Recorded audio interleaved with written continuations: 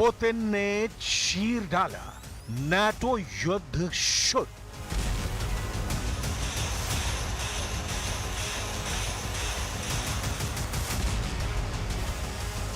Putin की रूसी सेना ने यूक्रेनी सेना को कम से कम 180 मोर्चों पर चीर डाला है। हालात बेहद गंभीर और खतरनाक हो चुके हैं। इन 3 तस्वीरों में रूस यूक्रेन जंग के उस दौर की झलक और संकेत मिलने लगे हैं जिसे वॉर एक्सपर्ट तीसरे विश्व युद्ध और परमाणु जंग से जोड़कर देख रहे हैं। पिछले 36 घंटे में यूक्रेन जंग की आड़ में नाटो ने जबरदस्त खेला शुरू कर दिया है। जो खबरें और प्लान वॉर रूम से लीक होकर पहुंच रहे हैं, उसके मुताबिक नाटो ने रूस से सटे पोलैंड में भारी हथियार और लाखों सैनिकों को अक्टूबर 2024 से 1 दिसंबर 2024 तक पहुंचा दिया है। कुल मिलाकर हालात ये हो गए हैं कि अब यूक्रेन की हार बेहद जरूरी है और नाटो से रूस की सीधी जंग भी बेहद जरूरी हो चुकी है। इसके पीछे के क्या समीकरण और खबरें हैं, अब आप एक एक करके सभी पर नजर डालिए।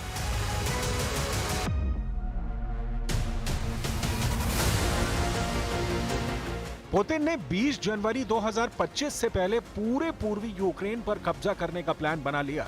इसीलिए पूर्वी, उत्तरी और दक्षिणी यूक्रेन के साथ साथ पश्चिमी यूक्रेन पर भी रूसी सेना ने एक साथ यूक्रेनी सेना पर हमले कर दिए हैं।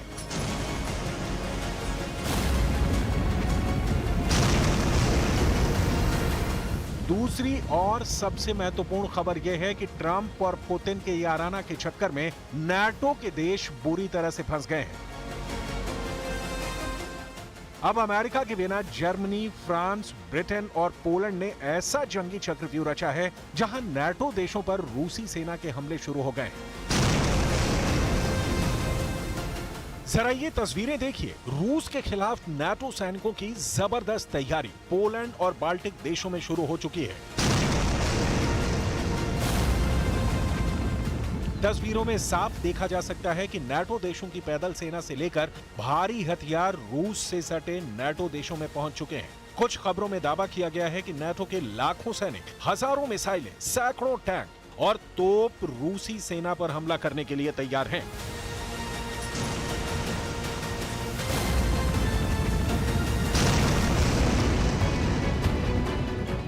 जबकि दूसरे वीडियो में साफ देखा जा सकता है कि जोरदार युद्ध के बीच नाटो देशों के टॉप कमांडर और नेता एक के बाद एक मीटिंग कर रहे हैं। इस मीटिंग में नाटो ये अनुमान लगाने की कोशिश में जुटा है कि अगर रूस पर सीधा बड़ा हमला किया जाए तो इसके क्या परिणाम हो सकते हैं। इन तस्वीरों में साफ देखा जा सकता है कि बड़े पैमाने पर मिसाइलें, टैंक, तोप, युद्धक विमान बनाए जा रहे हैं। नाटो रूस से मुकाबला करने के लिए इतने बड़े पैमाने पर तैयारी कर रहा है जिसका अनुमान लगाना बेहद मुश्किल है। जबकि तीसरे वीडियो में दिखाया गया है कि रूस और नाटो देशों की सेनाएं तेजी से मोर्चाबंदी करने में जुटी हैं। रूस से सटे बॉर्डर पर नाटो के टैंक, तोप और भारी हथियार तेजी से पहुंच रहे हैं। रूस से सटे कम से कम 4 नाटो देशों का मानना है कि रूस किसी वक्त उन पर हमला कर सकता है। Today, ministers discuss Russia's increasingly aggressive posture, as well as its escalating campaign of hostile actions in NATO countries. We have seen a steep increase of these attacks, and we must hold the perpetrators to account. Both Russia and China have tried to destabilize our countries and divide our societies. तीसरे विश्व युद्ध का पहला मोर्चा Poland.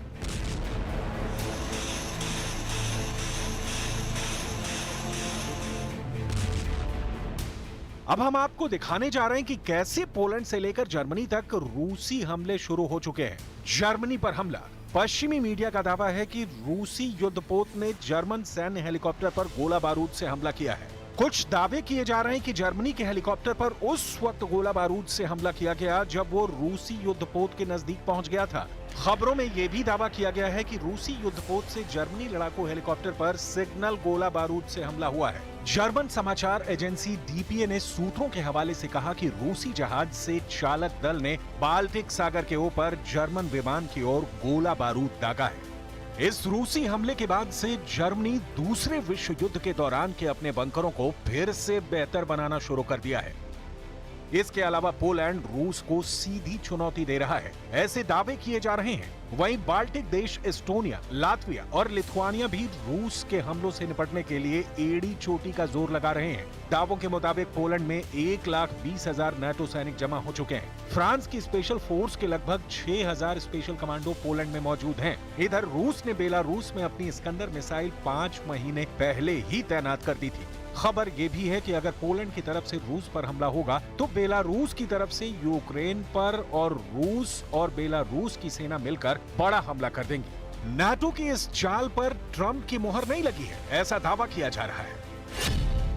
खिलाड़ी निकले Putin, अनाड़ी है NATO. राष्ट्रपति पुतिन अच्छी तरह से जानते हैं कि ट्रंप नाटो को जरा भी पसंद नहीं करते हैं। इसीलिए कहा जा रहा है कि पुतिन के इशारे पर ट्रंप यूक्रेन को जंग हरवाना चाहते हैं ताकि युद्ध रुक जाए। हम आपको 2019 में नाटो पर दिए गए ट्रंप का वो बयान दिखाते हैं जो नाटो के लिए 2024 में नासूर बनने जा रहा है।